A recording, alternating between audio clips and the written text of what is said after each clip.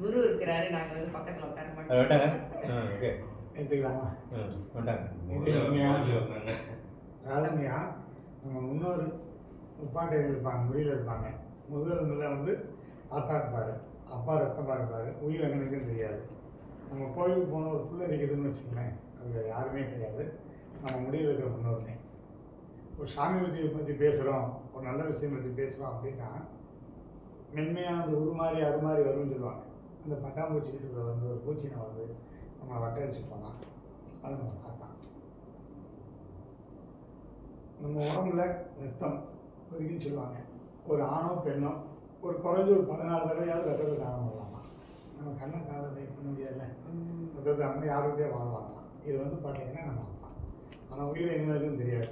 ஆனால் அனைத்திலுமும் அவங்க இங்கே இருக்கிறாங்க. அந்த மூணு சொல்லுவாங்க, இச்சாசக்தி கிரியாசக்தி ஞானசக்தியுமே. இந்த 3 பேரும் நம்ம உடலில் இருக்கிறாங்க, எல்லா இடத்துலையும் இருக்கிறாங்க. நீங்கள் ஆனால் அவங்கள வணங்கினா பெரிய பாக்கியம். இப்போ உங்களை வணங்குறதே வந்து பார்த்தீங்கன்னா உங்கள் தாய் தந்தையே வணங்கணும். உங்கள் தாய் தந்தை நான் எதுக்கு வாங்குறேன்னா உங்களை உடலை கொடுத்துருக்குல்ல, அவங்க உடலை கொடுத்த தாய் தந்தை நம்ம வாங்கணும். சிவாய